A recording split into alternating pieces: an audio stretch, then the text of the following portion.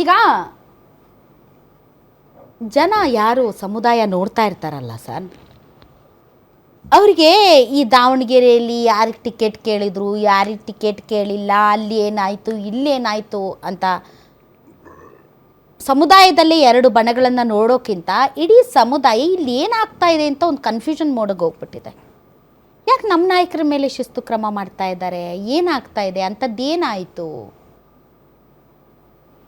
ನೋಡಿ, ಕಾಂಗ್ರೆಸ್ ಪಕ್ಷ ಯಾವತ್ತೂ ಅಲ್ಪಸಂಖ್ಯಾತರಿಗೆ ರಕ್ಷಣೆ ಕೊಡುವಂಥ ಕೆಲಸವನ್ನು ಮಾಡಿದೆ. ಯಾಕೆ ಅಲ್ಪಸಂಖ್ಯಾತರು ಇವತ್ತು ಕಾಂಗ್ರೆಸ್ ಪಕ್ಷದ ಕಡೆ ನೋಡ್ತಾ ಅಂದರೆ, ಯಾವ ಪಕ್ಷ ಈ ದೇಶದಲ್ಲಿ ಸಂವಿಧಾನವನ್ನು ಉಳಿಸೋದಕ್ಕೆ, ಒಂದು ಸಾಮರಸ್ಯವನ್ನು ಉಳಿಸೋದಕ್ಕೆ, ಮತ್ತು ಅಲ್ಪಸಂಖ್ಯಾತರ ಪ್ರಗತಿ, ಅಲ್ಪಸಂಖ್ಯಾತರಿಗೆ ಒಂದು ಛತ್ರಛಾಯೆಯನ್ನು ಕೊಡುವಂಥ ಕೆಲಸವನ್ನು ಕಾಂಗ್ರೆಸ್ ಪಕ್ಷ ಮಾಡ್ತಾ ಇದೆ ಅಂತ ಇವತ್ತು ಅಲ್ಪಸಂಖ್ಯಾತರು ಕಾಂಗ್ರೆಸ್ ಪಕ್ಷದ ಕಡೆ ನೋಡ್ತಾ ಇದ್ದಾರೆ.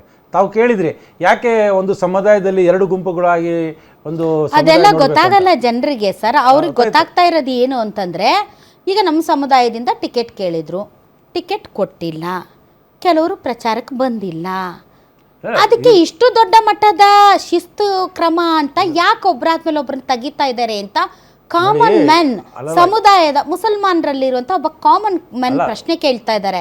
ನೀವು ನೋಡಿ 2023 ಚುನಾವಣೆಯಲ್ಲಿ ಇರ್ಷಾದ್ ಅವರೇ, ನೀವು ಎಲ್ಲ ಜಾತಿ ಸಮುದಾಯಗಳು ಕಾಂಗ್ರೆಸ್ಗೆ ಹಾಕಿರುವಂಥ ಮತಗಳನ್ನು ಲೆಕ್ಕ ಹಾಕಿದಾಗ ಟೋಟಲಿ 80% ಜನ, ಮೋರ್ ದೆನ್ 80 ಮುಸಲ್ಮಾನರು ಕಾಂಗ್ರೆಸ್ಗೆ ವೋಟ್ ಹಾಕಿದ್ರು. ಕಾಂಗ್ರೆಸ್ಗೆ ಕಂಪ್ಯಾರಿಟಿವ್ಲಿ ಬೇರೆ ಸಮುದಾಯಗಳಿಗೆ ಹೋಲಿಸಿದರೆ ನನ್ನ ಹತ್ರ ಅಂಕಿಅಂಶಗಳಿದೆ. ಅಂದರೆ ಟೋಟಲ್ ವೋಟಲ್ಲಿ 25%, ಒಟ್ಟು ಗಳಿಸಿದಂತಹ ಮತಗಳಲ್ಲಿ 25% ಬರೀ ಮುಸಲ್ಮಾನರದೇ. ಅಂತಹ ಮುಸಲ್ಮಾನರಿಗೆ ಒಂದು ಟಿಕೆಟ್ ಕೊಡಿ ಅಂತ ಕೇಳಿದ್ದು ತಪ್ಪಾಯಿತು, ಟಿಕೆಟ್ ಕೊಡಿ ಅಂತ ಕೇಳಿದ ನಾಯಕಂದು ಮಹಾಪರಾಧ ಆಯಿತು. ನಮಗೆ ಕೊಟ್ಟಿಲ್ಲ ಅನ್ನೋ ಒಂದು ಬೇಸರದಲ್ಲಿ ಮುನಿಸಿಕೊಂಡಂತಹ ವ್ಯಕ್ತಿ ದೊಡ್ಡ ವಿಲನ್ ಆಗೋದಾ? ಏನ್ ಮೆಸೇಜ್ ಇದು? What is the message? What is the message? ಇವತ್ತು ಟಿಕೆಟ್ ಸಿಗೋಕ್ಕಿಂತ ಮುಂಚೆ, ಅಭ್ಯರ್ಥಿ ಆಯ್ಕೆ ಆಗೋಕ್ಕಿಂತ ಮುಂಚೆ ಎಲ್ರಿಗೂ ಟಿಕೆಟ್ ಕೇಳುವಂತ ಅಧಿಕಾರ ಇರುತ್ತೆ. ಎಲ್ಲ ಸಮುದಾಯದವರು ಕೇಳಿದ್ರು, ನಮ್ಮ ಸಮುದಾಯದವರು ಕೇಳಿದ್ರು. ಆದ್ರೆ ಮಾನ್ಯ ಹೈಕಮಾಂಡ್ ಅವರು ಅದನ್ನ ನಿರ್ಣಯ ಮಾಡಿದ್ಮೇಲೆ ಎಲ್ರು ಅದಕ್ಕೆ ತಲೆ ಬಾಗ್ಬೇಕಾಗ್ತದೆ. ಅದರ ಶಿಸ್ತಿನ ಸಿಪಾಯಿಯಾಗಿ ಎಲ್ಲರೂ ತಲೆಬಾಗಿ ಒಟ್ಟಾಗಿ ಒಂದಾಗಿ ಕೆಲಸವನ್ನ ಮಾಡಿದ್ದಾರೆ. ಅಥವಾ ನಾಸೀರ್ ಆಗ್ಲಿ ಹೊರಗಡೆ ಬಂದು ನೀವು ಪಕ್ಷದ ಅಭ್ಯರ್ಥಿಗೆ ವೋಟ್ ಹಾಕಬೇಡಿ ಅಂತ ಹೇಳಿದ್ರ? ಜಬ್ಬಾರ್ ಸಾಹೇಬ್ರು ಯಾವತ್ತೂ ಪಕ್ಷ ವಿರೋಧಿ ಕೊಟ್ಟಿಲ್ಲ. ಆಮೇಲೆ ಹೇಳ್ತಾ ಇದ್ದೀನಿ, ಆಮೇಲೆ ಅವರು ಸ್ವಂತ ಸಂದರ್ಶನದಲ್ಲಿ ಹೇಳಿದ್ದಾರೆ, ನಾನು 5 ವರ್ಷ 6 ತಿಂಗಳು ನಾನು ಅಲ್ಪಸಂಖ್ಯಾತ ಘಟಕದ ಅಧ್ಯಕ್ಷನ ಕೆಲಸ ಮಾಡಿದ್ದೆ. ಜಮೀರ್ ಹೇಳಿದ್ರ, ಜಬ್ಬಾರ್ ಹೇಳಿದ್ರ, ನಾಸೀರ್ ಹೇಳಿದ್ರ? ನೋಡಿ, ನಾನು ಹೇಳ್ತಾ ಇದ್ರೆ ಯಾಕೆ ಅವ್ರ ವಿರುದ್ಧ ಶಿಸ್ತು ಕ್ರಮ? ನೋಡಿ, ಇವತ್ತು ಅಲ್ಲಿ ನೋಡಿ, ಇವಾಗ ಅದೇ ಹೇಳ್ತಾ ಇರೋದು ನಾನು. ಮಾನ್ಯ ಜಬ್ಬಾರ್ ಸಾಹೇಬ್ರು ಯಾವತ್ತೂ ಪಕ್ಷ ವಿರೋಧಿ ಹೇಳಿಕೆ ನೀಡಲಿಲ್ಲ. ಅವರು ಹೇಳಿದ್ದಾರೆ, ನಾನು ಇತಿಮಿತಿಯಲ್ಲಿ ಕೆಲಸವನ್ನ ಮಾಡಿದ್ದೇನೆ. ಅವ್ರು ಹೇಳಿದ್ದಾರೆ 5.5 ವರ್ಷ ಅಲ್ಲ, ಅವರು ಹೇಳಿದ್ದಾರೆ ನಾನು ಸ್ವಯಂ ಪ್ರೇರಿತವಾಗಿ, ಅವ್ರ ಸಂದರ್ಶನ ಕೇಳಿದ್ರು. ಒಂದ್ಸಲ ಪ್ಲೇ ಮಾಡಿ ನೋಡಿ. ಅವ್ರು ಹೇಳಿದ್ರು, ನಾನು ಸ್ವಯಂ ಪ್ರೇರಿತ ನನ್ನ ಮೇಲೆ ಯಾರು ಒತ್ತಡ ಹಾಕಿಲ್ಲ. ನಸೀರ್ ಅಹಮದ್ ಅವರು ಇವತ್ತು ಅದು ಹೇಳ್ತಾ ಇದ್ದೀನಲ್ಲ, ಹೈಕಮಾಂಡ್ ಅವರು ಎಲ್ಲೋ ಒಂದ್ ಕಡೆ ವರದಿಗಳನ್ನ ತರಿಸ್ಕೊಂಡಿದ್ದಾರೆ. ಆ ವರದಿಯಲ್ಲಿ ಏನಿದೆ ಏನಿಲ್ಲ ಅದು ಅವರು ಡಿಸ್ಕ್ಲೋಸ್ ಮಾಡ್ತಾರೆ. ಆ ವರದಿ ಆಧಾರದ ಮೇಲೆ ಅವರು ಕ್ರಮವನ್ನ ಕೈಗೊಂಡಿದ್ದಾರೆ. ಮಾನ್ಯ ಮುಖ್ಯಮಂತ್ರಿಗಳು ಕಾಂಗ್ರೆಸ್ ಅನ್ನೇ ಉಸಿರಾಡ್ತಾ ಕಾಂಗ್ರೆಸ್ನಲ್ಲೇ ಬದುಕಿದಂತಹ ವ್ಯಕ್ತಿಗಳನ್ನ ನೀವು ಪಕ್ಷ ವಿರೋಧಿ ಚಟುವಟಿಕೆ ಅಂತ ಒಂದು ಹಣೆಪಟ್ಟಿ ಕಟ್ಟಿ ಅವ್ರನ್ನ ವಿಲನ್ ಮಾಡಿ, ಕ್ರಿಮಿನಲ್ ಮಾಡಿ ಅವ್ರನ್ನ ತೆಗಿತೀರಿ ಅಂತಂದರೆ, ಅಂದರೆ ನಿಮಗೆ ನಿಮ್ಮ ಸ್ವಹಿತಾಸಕ್ತಿಗೋಸ್ಕರ ಯಾರನ್ನು ಬೇಕಾದರೂ ಬಲಿ ಮಾಡ್ತೀರಿ ಅಂದಂಗೆ ಆಯಿತು.